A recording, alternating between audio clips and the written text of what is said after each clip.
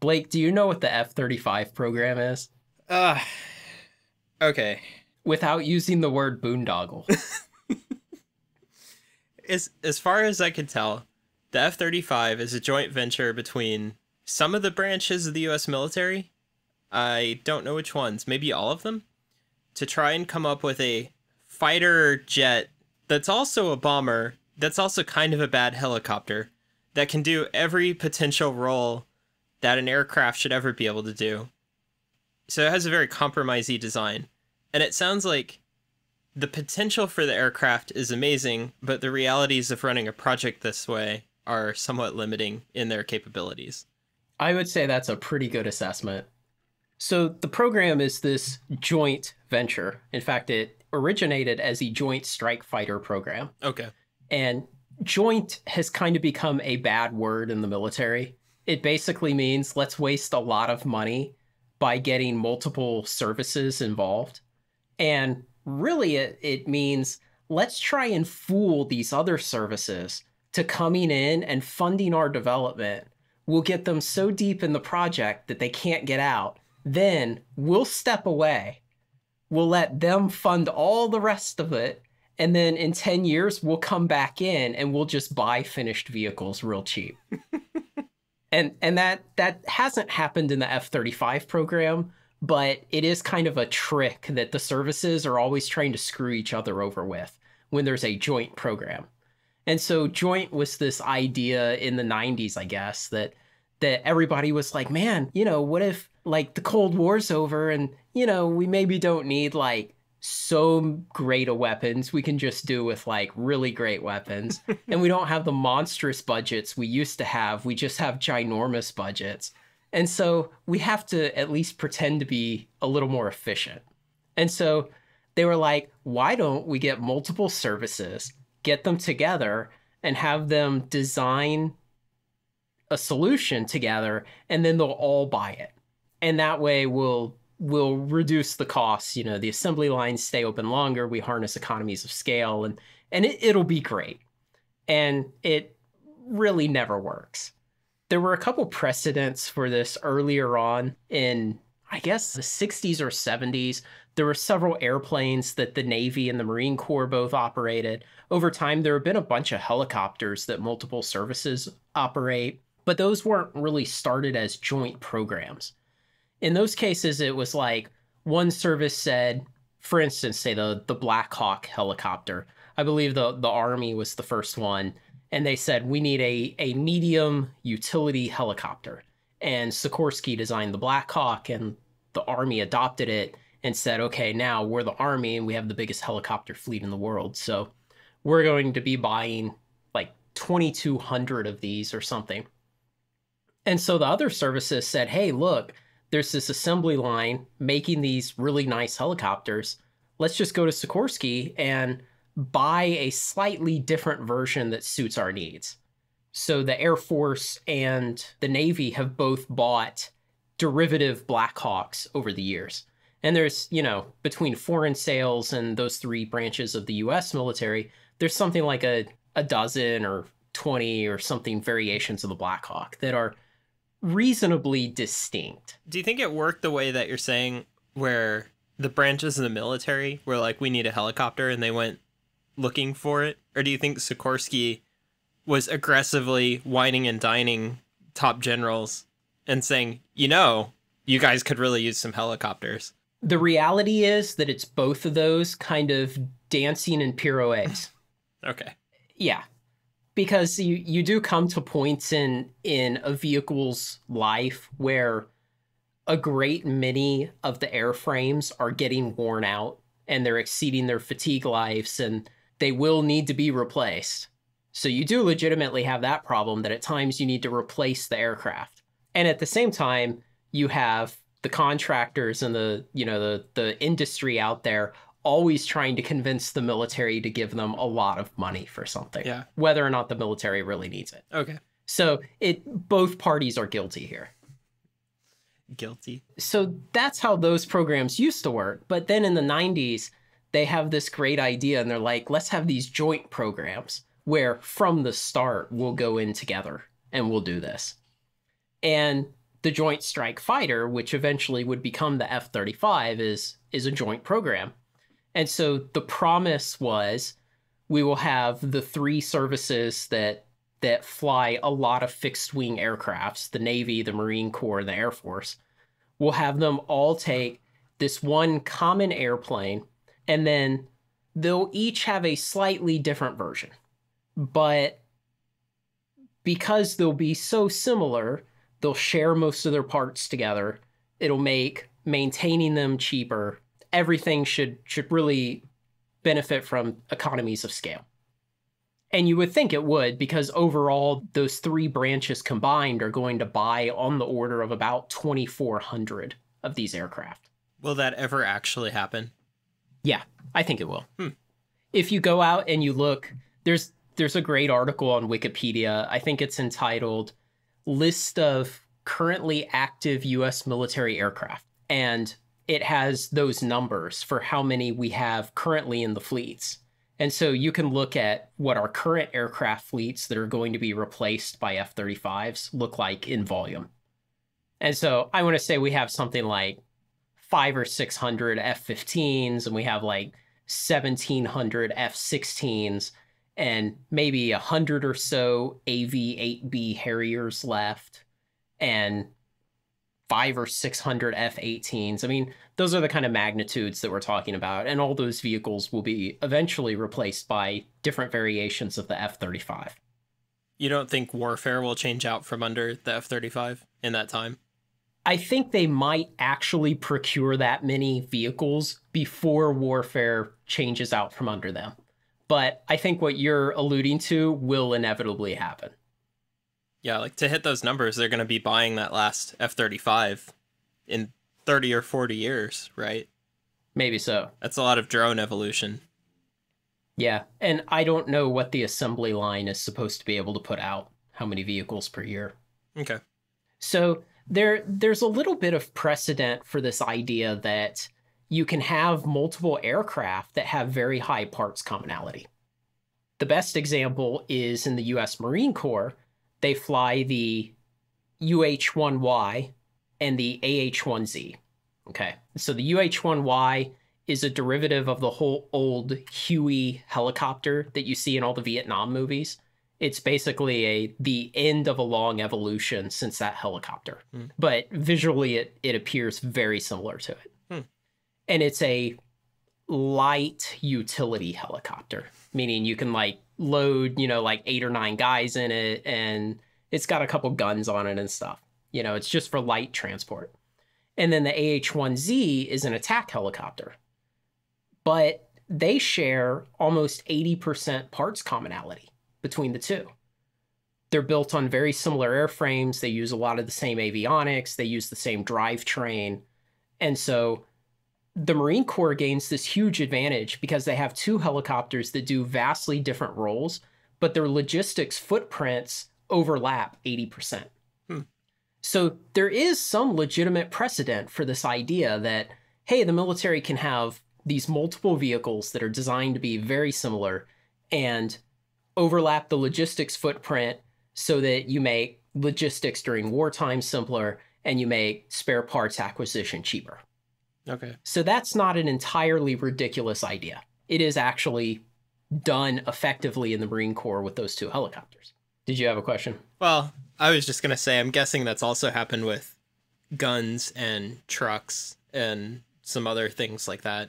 Yeah, trucks are a good example. Like, there are several different variations of the Humvee that you mount like some kind of EMS litter carrying thing on the back, or you mount some kind of anti-missile radar thing on the back, or you mount like tow launchers on the back, or things like that. So you can get a bunch of variations on Humvees that do vastly different jobs, but there's a lot of parts commonality because everything below those scabbed on systems is the same. Yeah, okay. And I guess as you have like cheaper, more flexible systems, that's easier to do. But when you're talking about aircraft, they're very expensive and they're not designed to be that flexible. They're typically designed to be incredibly good at one or a couple things. Yeah. So it's difficult to mash them into a different role. There's no sport utility aircraft in the military. There's no Miata of aircraft to take to track day. Actually, there probably is. I'm sure somebody's like yelling at their radio right now, or whatever device they're listening to this on. The radio. It's an old-timey radio with the knobs. They're actually listening to it in the year 2300, but they're using a transistor radio because they're so retro. 2300 hipster. God, I hope we'll be rid of them by then. If you have any problems with the podcast, feel free to send us your typewritten replies through the mail. Okay. So you have this joint program, and it started off in the 90s, and there were two aircraft from different manufacturers that were submitted for kind of a fly off to say, here's our concept. And Lockheed Martin won. And it became eventually the F-35 program. So what the F-35 program consists of today is 3 different aircraft. One for the Air Force, one for the Marine Corps, and one for the Navy and the Marine Corps. The first one for the Air Force is the F-35A.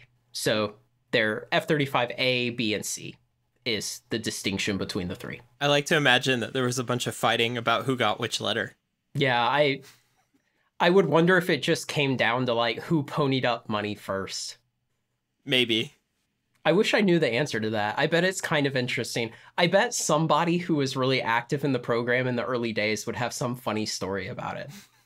Or maybe it's just something where some high up guy in the Pentagon was like, stop fighting, you children. Air Force will be A, because I'm an Air Force guy. So the A model is for the Air Force, and it's just a standard takeoff and landing aircraft. So, it needs a runway of a decent length to accommodate a jet aircraft. The B model is for the Marine Corps. It's the most complicated. The Marine Corps has this kind of fantastical requirement for short takeoff and vertical landing. And there's a lot of good reasons for why that's fantastical and arguably useful, but probably never will be used, but it may or may not turn out to be worth it. But to accomplish vertical landing in a jet plane, it has to have this really complicated drivetrain where it has this huge fan in the center of the body that can blow downwards and then can be declutched from the rest of the engine. The nozzle at the rear of the engine that normally drives the plane forward has to be articulated so that it can face downwards to also create lift when it's at too low of a speed to create lift over its wings. And then it has to have these 2 other thrusters out to the left and right side that blow air so that it has roll control while it's at low speed. I didn't know about those. Yeah, because your normal control surfaces will have no control authority when you're at low speed because there's no air going over them. Yeah, that makes sense. Yeah. So it has this super complicated drivetrain in order to accomplish vertical landings. And it can technically do vertical takeoffs too, but you typically want to take off with a bunch of fuel and a bunch of bombs and everything else. And so it's really hard to take off vertically when you're all loaded up like that. The capacity for that is just not very high. So they typically do a short takeoff or maybe a running long takeoff if they're taking off from the land. And then ideally they go off and do stuff. They burn a bunch of fuel and they drop a bunch of ordnance. And then they come back and they're light enough that they can land vertically. That's the idea. Okay. I was going to ask, why not vertical takeoff? But that makes a lot of sense. Yeah.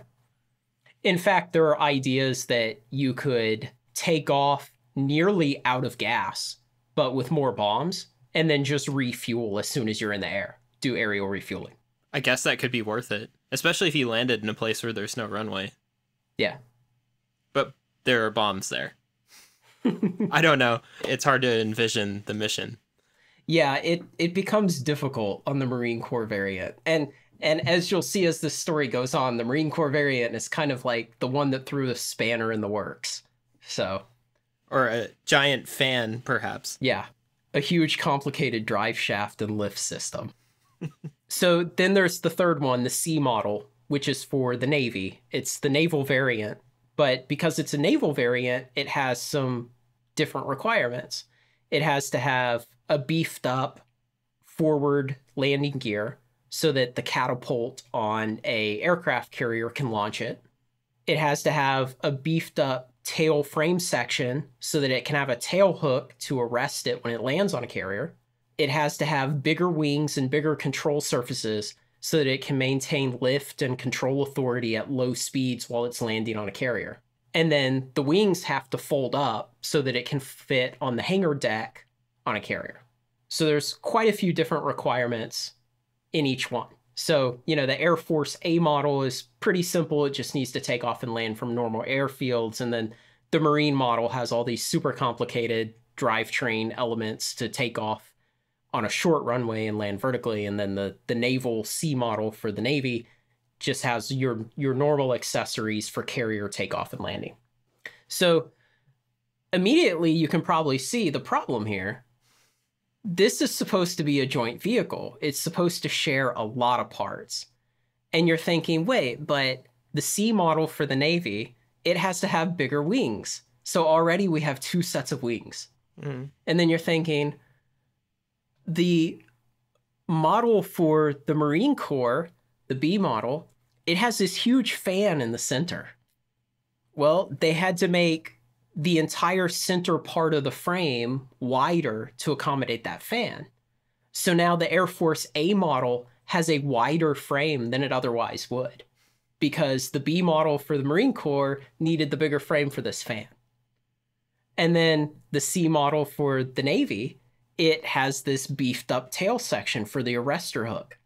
And so that part's different, and its nose gear is different because it has to have special strong nose gear for the catapult takeoffs.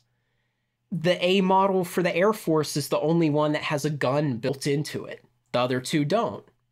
Really? The Marine Corps doesn't want a gun? Yeah, so that's an interesting question. I would think they would definitely want one because the Marine Corps' use for this aircraft is going to be a lot of close air support. Yeah. So there is a gun pod that was designed, and it can scab on to the B or C model, and it gives a limited gun capability. So the problem with gun pods has always been they're not very accurate. You can build them really well, and you can attach them well, but ultimately they're this added on piece of external hardware. And when they start firing, you're shooting essentially a very high rate of fire 25 millimeter cannon.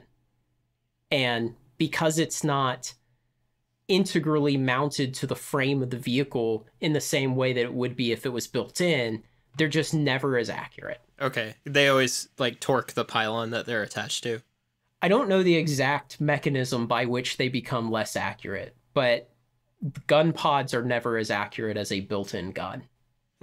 I just had a discussion with a coworker today about why you could not have a turreted railgun on your spacecraft that was as powerful as the one in the video game he was playing. And I was like, it would have to be spinally mounted, and you have to build the whole spacecraft around it. I guess the A-10, where it's just an aircraft built around a gun. That's the way to do it. Right. So I guess we should talk a little bit about the roles of these aircraft, and that'll help you understand the incompatibility with the idea of having the same aircraft do all these things. So in the Air Force, you have this idea called high-low.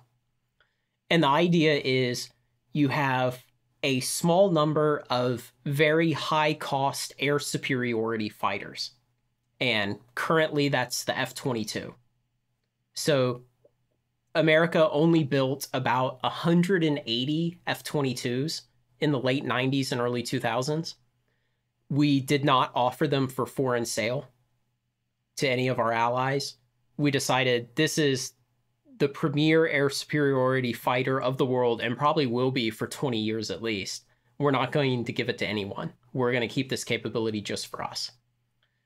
The other part of the high-low strategy is a very high number of much cheaper aircraft.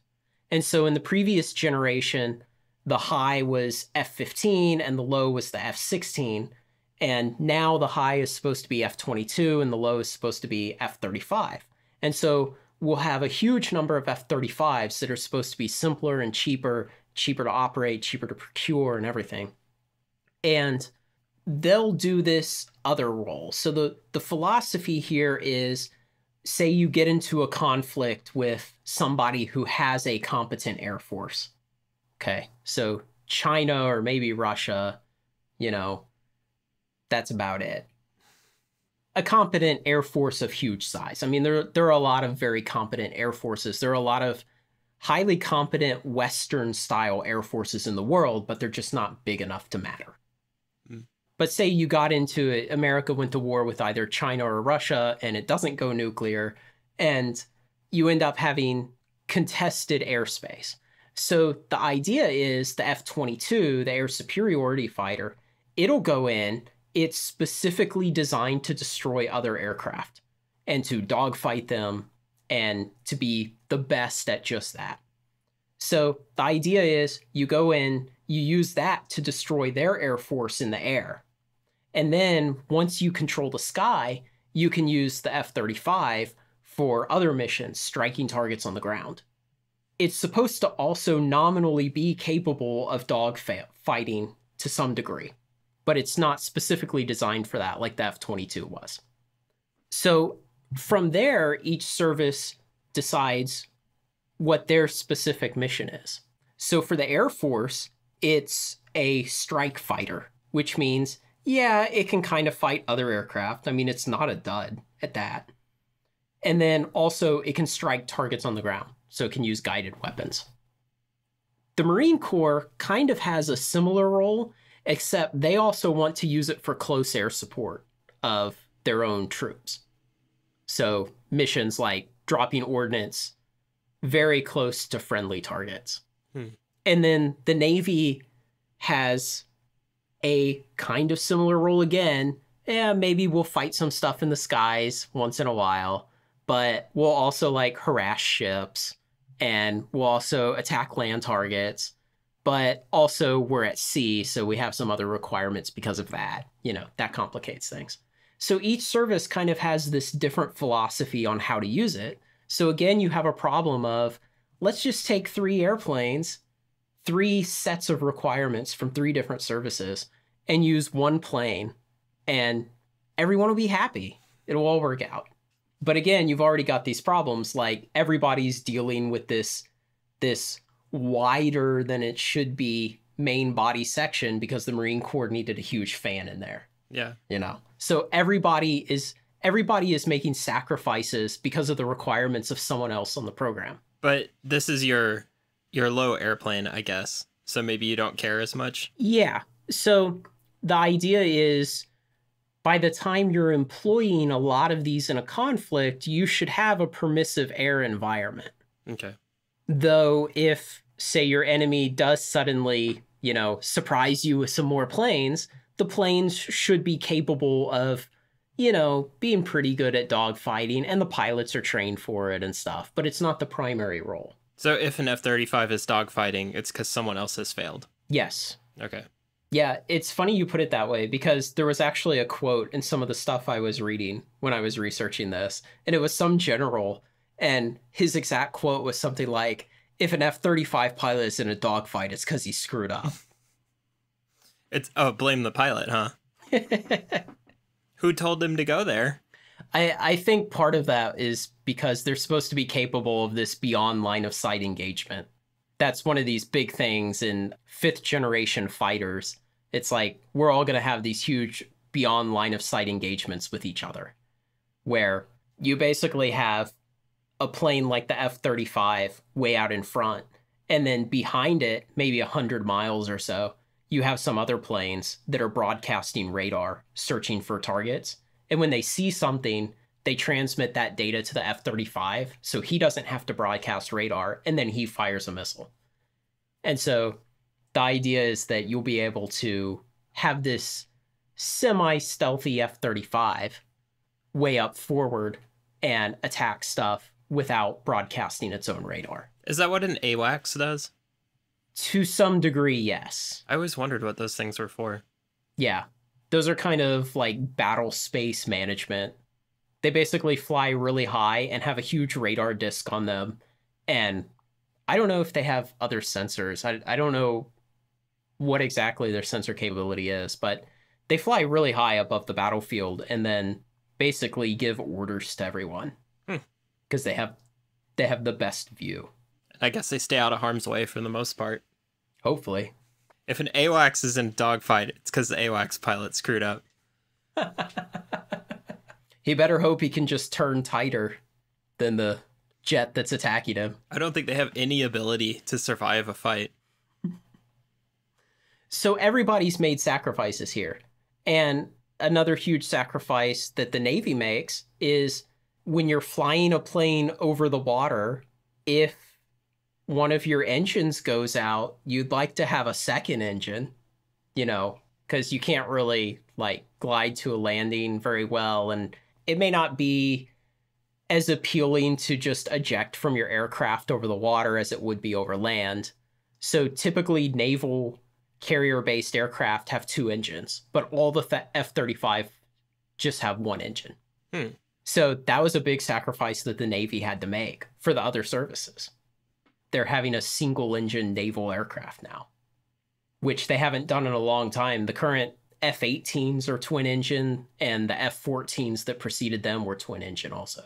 It does seem like it's just better all the time to be single-engine, except in that case where you have a problem.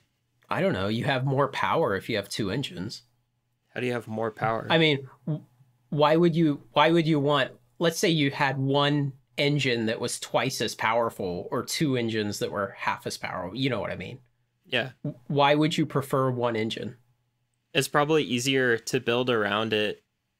It would reduce the complexity of the aircraft a lot. You'd only need 1 set of fuel lines and engine management systems. It would kind of suck because I know the engine produces asymmetric torque if there's only 1, so you have to design around that. But it just seems like it's better to have 1 engine and then just put all your eggs in that basket. I bet it generates twice the power without using twice the weight. Yeah. And probably it consumes less than twice the fuel to do it. Maybe we should have Tom on and ask him. Yeah. But it's got to be more efficient, right? Basically, the bigger a turbine gets, the more efficient it is. Yeah, maybe so. I don't know. I wonder why so many aircraft have 2 then. If it's just for the redundancy. If they're we don't care about efficiency, we're more interested in redundancy of only losing potentially half our engine power at once. I think it's for the redundancy and also for the design simplification, because it's easier to not have to care about the asymmetric torque, for example. And it's well, we'll just build mirror images of all the systems and we know those work, and it'll cost this tax every time you fly it. It costs more fuel, it can't carry as much ordnance, but whatever, it was so much easier to design. That'd be my guess. Yeah, I wonder. Why don't all cars have the same engine? They vary wildly. Okay. Let's see. Where should I go with this now? Do you have any questions? Well, you mentioned earlier that you think this program will still ultimately succeed. Yeah. Is it just because you think they're going to have to replace all the existing aircraft with these? Yeah. So the program is a decade behind schedule or something, the original schedule. They will officially change the schedule and then say, great, we're back on schedule. And it's some horrible number of billions of dollars over budget so far. And there's always this problem where it's incredibly difficult to estimate what an aircraft program is going to cost, to design the aircraft, to build them all, to operate them over their life. It's very difficult because when you go into a project like this, the government is incentivized to request a bunch of wild technology that doesn't quite exist yet, and then use this as an opportunity to develop that technology. And then if all that works out, and eventually you pour enough money into it, it will, then they have this great new technology that no one else has. And so the F-35 has a lot of that. It's one of the most problematic pieces has been this helmet system. So it has cameras all around the aircraft, and they pipe a spherical video channel of high definition video that can be displayed on the helmet. So then the pilot can just put the helmet into a certain mode where he then tilts his head around and he basically sees as if he's looking through the aircraft, which would be really useful if he's dogfighting or something, because then he could just look down between his legs and see what's below his aircraft. Mm-hmm. I guess he would look right through his legs, wouldn't he? Yeah, that's what it would appear like to him with his helmet on. Obviously, you can imagine there are difficulties with processing a spherical HD video channel in real time. And they were trying to solve all of this in the mid to late 2000s. And the helmet for a while was years behind schedule and this big roadblock. That actually sounds really easy to do. Well, they were having a lot of trouble with it. I mean, maybe technology's advanced enough, Yeah. But I'm pretty sure I could just build that here in my apartment. Yeah, in 2017, you probably could. Okay. But could you build it with like 2007 technology? Yes. I remember when I took my first heat transfer class in the spring of 2004. We had this professor who loved watching TV, and he would regale us with tales of his HD TV service that he had just gotten hooked up at his house. Like, he was the earliest adopter of like HD cable service. And that was 2004. I feel like the right approach there would have been to just have moving goalposts and be like, we're going to start off with standard def, and then we're going to upgrade them in some Block 2 design to come later. So they set all this, these wild technology goals, and they eventually get there through much pain. And so that's why I say that eventually the program, I think, will work out. And back in the 70s, when we were developing the F-16 and the F-15, I think before that, people had a lot of these same complaints. They were like, oh, this has gone way over budget and way over schedule, and it can't do half the things it needs to do. And both those aircraft became very successful once you poured enough time and money into them. Arguably, it would have been better to have just gone to each service and said, look, do you need a new aircraft? Each service could have legitimately said, yeah, sometime, back in the 1990s, they could have said, yeah, sometime in the next 20, 25 years, we do need a new aircraft. And then you could have said, okay, you each go design your own aircraft that does what you need it to do really well. And that probably would have been a better idea. And we probably would not have been much worse off. Because you remember that parts compatibility we were supposed to get out of all of this? Mm-hmm. Do you want to guess what the parts compatibility between the three models is? 15%? It's 20. So that's what we ultimately got, was 20% compatibility. Now, we did get a lot of simultaneous technology development for the three branches that applies to all three, but we would have gotten that anyway. Some subcontractor would have gone off and developed low radar observability coatings. The skin of the F-35 has these coatings that are built into it, unlike the F-22, where the coating is applied and wears off and has to be reapplied at great effort and cost. With the F-35, it's built into the skin and it's much lower maintenance. But somebody would have gone and developed that and then just sold it to all three branches. It's not entirely clear that, yeah, you gained any technological advantage by developing all three of these at once. And you only ended up with 20% parts commonality, and you made huge sacrifices. Everybody made sacrifices for everybody else in doing this. Well, I guess they thought in theory the one thing they would get was cost savings. Yeah. And that has not appeared yet. Well, maybe at this point it never could. So people will argue, oh, well, the flyaway cost, which is basically aircraft talk for the marginal cost of the next vehicle. The flyaway cost is going to be down at like $85 million. Well, that was going to happen eventually anyway. It's a matter of when in time was it going to happen and how much would we spend to get to that point. And so we've spent a lot more to get to that point than we probably should have, than we probably had to, because we did it in this inefficient joint way. So that's why I think eventually it will be highly successful. It'll have a great reputation. It'll work fine, but it will have cost a lot more time and money than it otherwise could have. And all these compromises will be built into it forever. Why do you think they didn't build 3 separate planes? I'm sure it occurred to everybody. I think the companies bidding probably put a bug in their ear that you could have a joint program. All 3 services could buy the same plane with slight modifications. And the industry participants knew, man, once this gets going, it's going to be too big to fail. And it really is. I mean, it's not going anywhere. It's big enough that like 4 years ago, I bought a bunch of Lockheed stock because it pays a good dividend.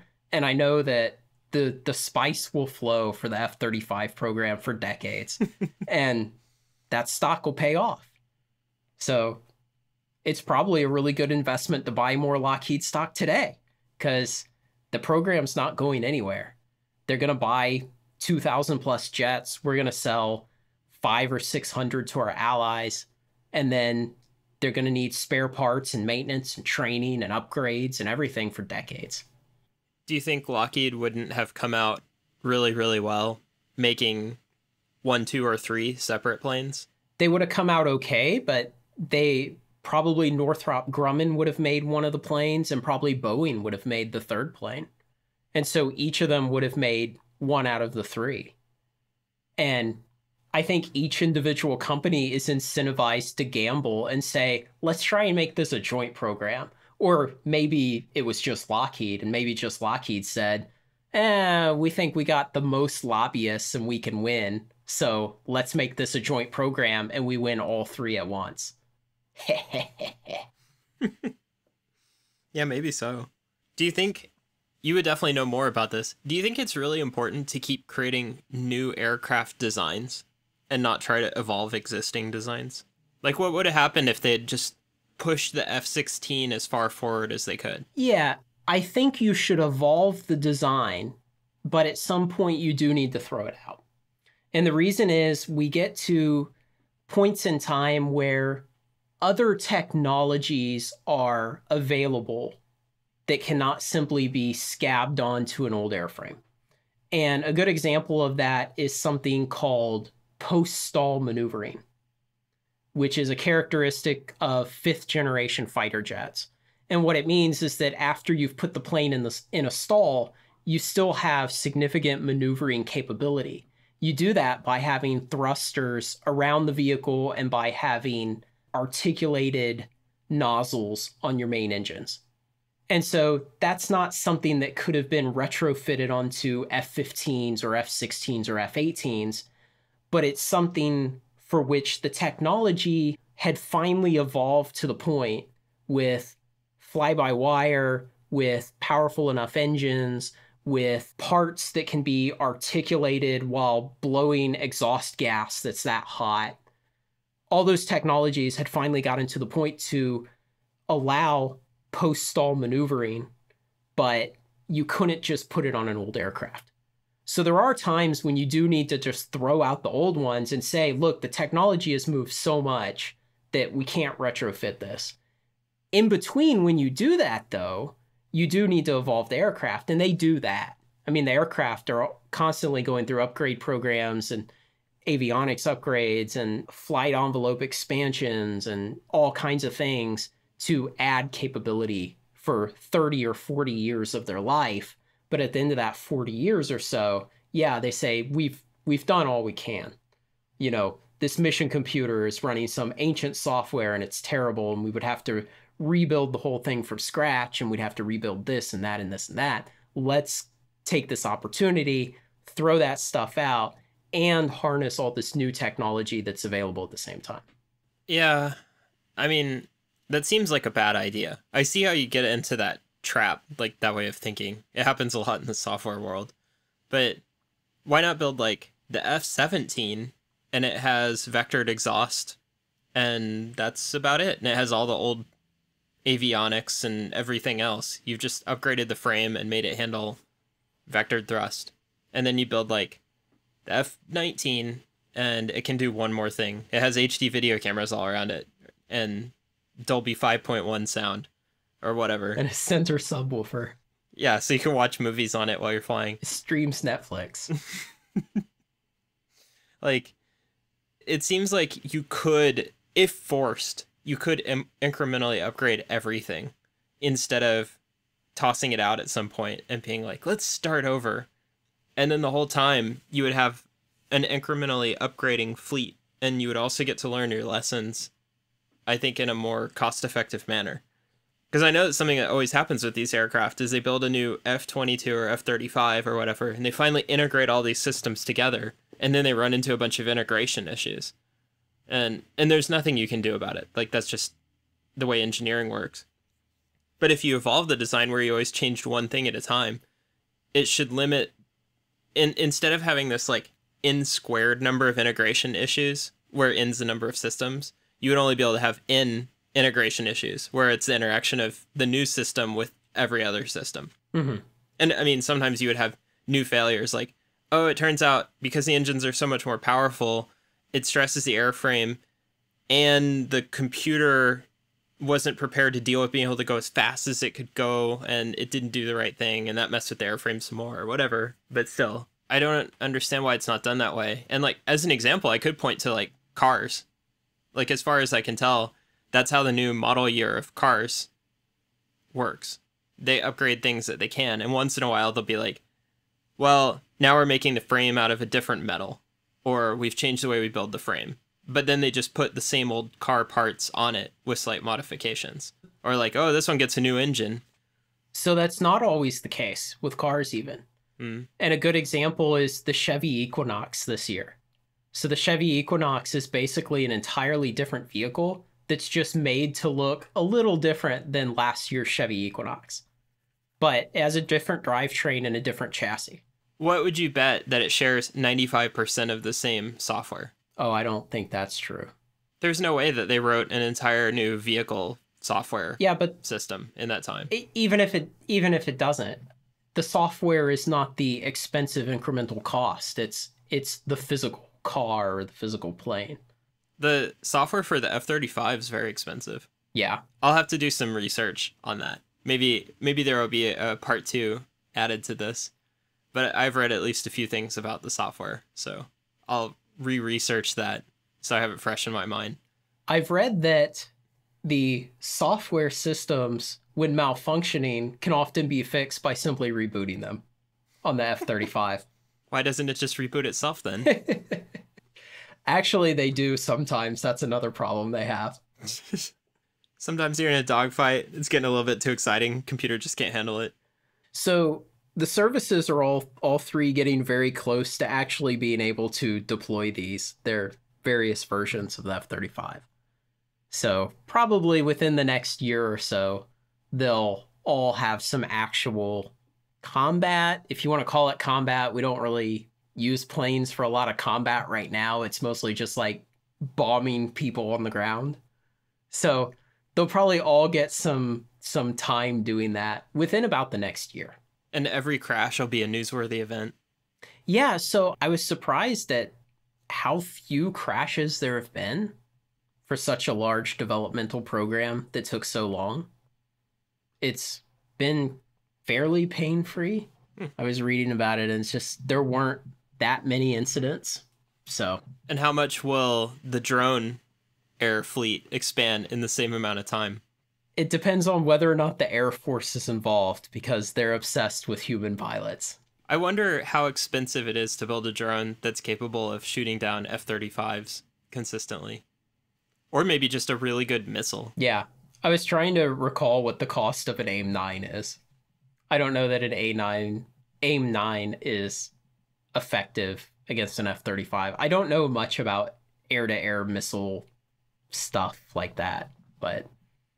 Or if you need the ASRAM missile or the AIM whatever number. Do planes have any realistic way to hide their thermal signature? I think they use some extra intake ports to mix cool air before it's exhausted to just try and cool it off a little bit. But still, on a thermal camera, they must look like a meteor going by overhead. So this is an interesting point about the F-35. So it's a semi-stealthy plane.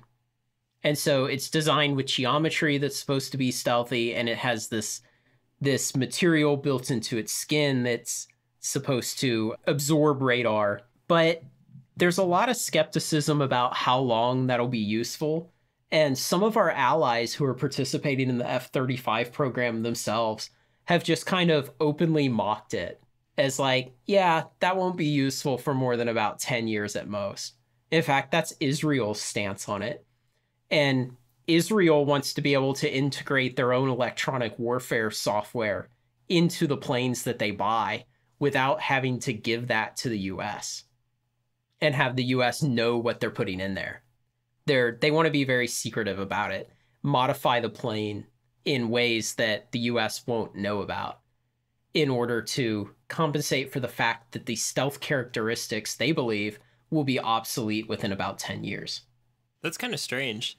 I would expect that the US has probably already learned what is in there through espionage. Yeah, I bet everybody just kind of pretends, though, when they talk to, when they talk to sources that then get published in places like Wikipedia and, articles you read researching for a podcast, other places. Top secret stuff. Yeah, because, I don't know. I'm just thinking, like, what sensors would I use to try and detect an airplane? And it's like radar, optical, thermal, and then I could deploy a bunch of aircraft in a bunch of places and have a bunch of stations on the ground looking. Yeah.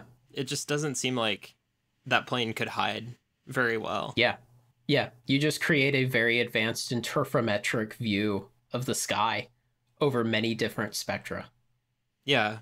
And then once I found it, I can have a dedicated telescope with all the types of sensor and it just points at it and then like has something to keep it pointed. And I could have many of those. I could easily have more of those than there are planes.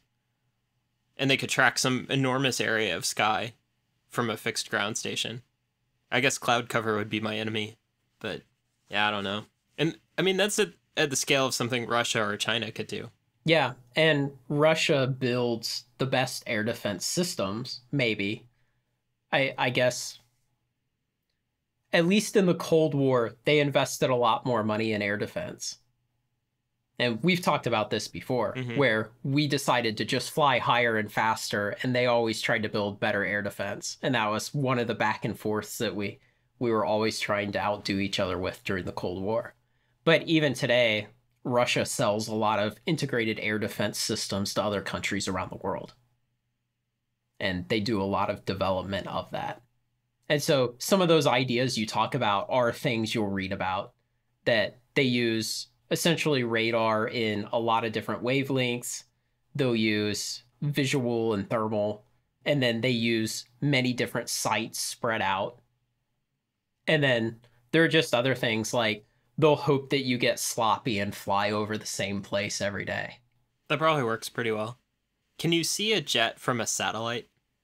Probably not past the ground clutter below. So do you mean visually? More like thermal. Yeah, you could probably distinguish it, I would bet.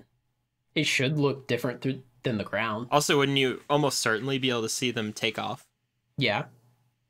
And you'd know where to look. Yeah, so you see them take off, and then you follow that bright point of light wherever it goes.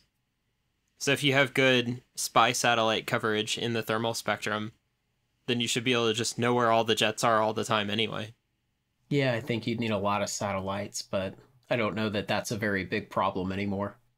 Well, we have, like 20 GPS satellites, and it gives global coverage of, I think you can always see 5 at once. They're kind of far. Okay, but the difference is those GPS satellites, like everybody looks up at them. Yeah. The difference is with your system, the satellites have to look down at a bunch of discrete points. Yeah, that's true. And so say a single satellite in this system that you're theorizing would have, 1 or 2 like sensor balls that could articulate separately and look at targets. It could track a couple of planes. No, I'm just imagining they have a very wide aperture or wide field of view and a thermal camera, and they can see all of the Earth's surface at once that's visible to them. Okay. Like they're only looking for really hot pixels. Okay. They don't need to resolve what plane it is or the shape or anything like that. They just keep track of all the hot pixels, and then they know where all the jet engines are, or rockets or whatever. They maybe can't tell them apart, but they know where all of them are in the world all the time. And also, presumably, the US is going to do a bunch of exercises with them, make announcements about them. They're going to fly into and out of big airfields. And so then you can say, oh, all the dots coming out of this airfield are likely to be these couple of classes of aircraft. And eventually you could build a profile of pretty much where all of them are. Yeah. And so then whenever one of them takes off, you'd be like, I'm pretty sure I know which asset that is. And then I can start telling which direction it's going when it's still an hour away or more. Yeah. You could also just have people who like rent a house outside of a US Air Force base and then set up a camera that streams back to Russia Intelligence Center and says, here's what's taking off right now. Here's a view from the ground under the runway. Yeah. So you guys can calibrate the satellite to that. I know amateurs do that already. Yeah. So there would be plenty of opportunity to calibrate those satellites to be very accurate. I just don't know how you would stealth your plane against that scale of detection. To a large part, we just don't fight people who have that level of technology. Yeah. I guess it's some amount of passive missile defense. It's harder to shoot someone down with a thermal seeking missile if they're like hiding some of their exhaust plume. I don't know. I don't know if it's enough harder. Yeah, I don't know. Do you think the military will pursue another joint project like this again? Oh, yeah. Yeah. The incentives are all lined up for the worst outcome. Because you have guys in the military who are like, I need to get promoted. And they're like, it would look great if I could say I got this giant joint project rolling. And so they're like, let's get it going. I don't care if it ever succeeds or what it costs. I'm just going to get it going. And so they do that. And in a couple years, they move on to a different job in the military. And, you know, someone else comes in and he's like, my job is to just perpetuate this thing and move it closer to the finish line. And so the incentives are wrong there. On the industrial side, they're wrong because somebody like Lockheed Martin might say, yeah, I can capture all the services business at once by offering this one product. And, you know, it won't take too long for this program to get too big to fail. And so the industry will offer that as a solution again. And those are the two players, the industry and the government. Who's going to stop it? You know, for some things, joint can be pretty reasonable. Like the military just decided to replace all of its handguns. And it's like, well, yeah, I guess they should all use the same handgun because handguns are pretty useless to the military. Like, you don't win wars based on what handgun you bought. Yeah. So it's a pretty good idea that you all use the same handgun, and they're pretty much, you know, people will argue, but there's not a lot of difference between them. It's for the military. Who cares? Yeah. Just buy one of them. Well, and you could probably come up with a best handgun where you're just like, it should be semi-automatic with this capacity, and then try for a couple other objectives. And then by virtue of being the one that everyone uses, it is also the best because it'll be compatible and there's the most of them. Yeah. And so in that case, a joint program is really intelligent and pays off really well instead of each service wasting a bunch of time deciding which handgun is best for them and then procuring a smaller number of them. And being incompatible. Yeah. Although they probably never share handguns. I wonder if they even have the ability to do that. Yeah. Probably not, but at least the DoD can go out and say, look, we need to buy extra parts or extra magazines or whatever. And they'll say, what they'll do is they'll set up this type of contract called an IDIQ. It's an indefinite delivery, indefinite quantity. And so the government will do a request for proposal for an IDIQ contract. And it'll basically say, we, the government, want to buy maybe up to 200,000 handguns sometime between now and 2025. We don't know. But give us, you know, your breakdowns of like what it'll cost depending on how many we buy within that time period. Or sometimes it's, you know, just give us the unit cost. If we come to you and we order them in at least lots of 10,000 at a time, and we give you at least 6 months time to build each lot. What will the per handgun cost be for up to 200,000 handguns between now and 2025? That's roughly how an IDIQ contract works. And so the government will go in and negotiate that price, and then all the services are free to come on and say, oh, well, now I need another 20,000 handguns. That's the price. And then they just call the manufacturer and they say, we want 20,000 for the Navy. Have them done in 6 months. How often does the Navy fire handguns at enemies? Nobody fires them often. Do you know the Forgotten Weapons channel on YouTube? Yes, I like that a lot, actually. Oh, great. Do you watch it often? I mainly go through the archives and watch the weirdest guns that I maybe know something about, or they catch my eye. Like the gyrojet. I try to consume as much as I can. It's a great channel. Like, okay, for everyone else, Forgotten Weapons, it's this gentleman who is like half historian, half mechanical engineer. And he knows everything about the history of guns. And then he has these agreements with various museums and auction houses and stuff. And so he gets to go to these places, find these really rare examples of guns that are coming up for auction or parts of collections. And then he just takes them and he like takes them apart and shows how they work. And he also talks about the history of them and why they're significant and all this stuff. And it's very fascinating, and he presents it really well. So this guy who runs Forgotten Weapons, he did a video once and he was talking about some different subject, but he made a comment that after World War I, the military commissioned this study, and it had to do with the effectiveness of the different small arms that the U.S. military employed in World War I. And a small arm means a gun that's employed by one person. So a handgun, a shotgun, a rifle, those kind of things.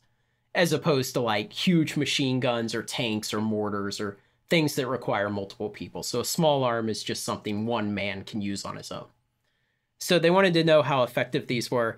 And one of the results of the study was that basically the handgun that the US used in World War I killed approximately 0 Germans.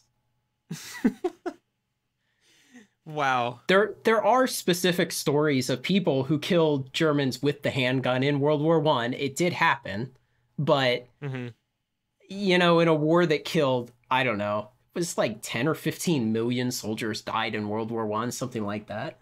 You know, the handgun that the US used, you can round it down to 0 for how many people that killed.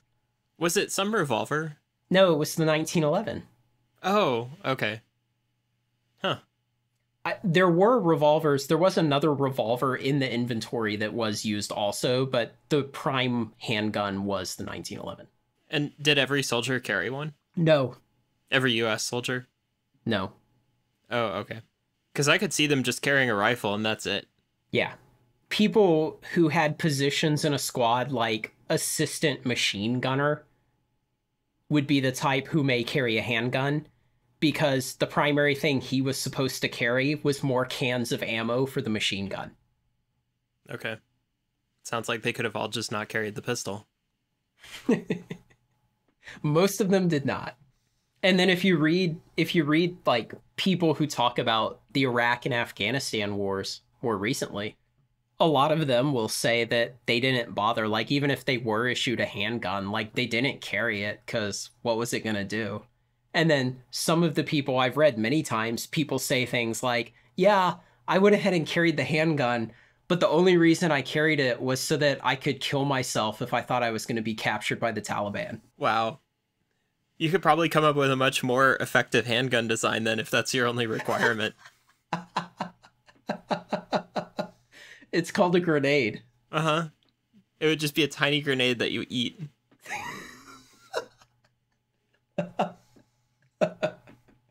Okay, so there are cases where joint programs can be good, and in the future, yeah, we'll probably see more joint programs, but something like aircraft, that's a bad idea.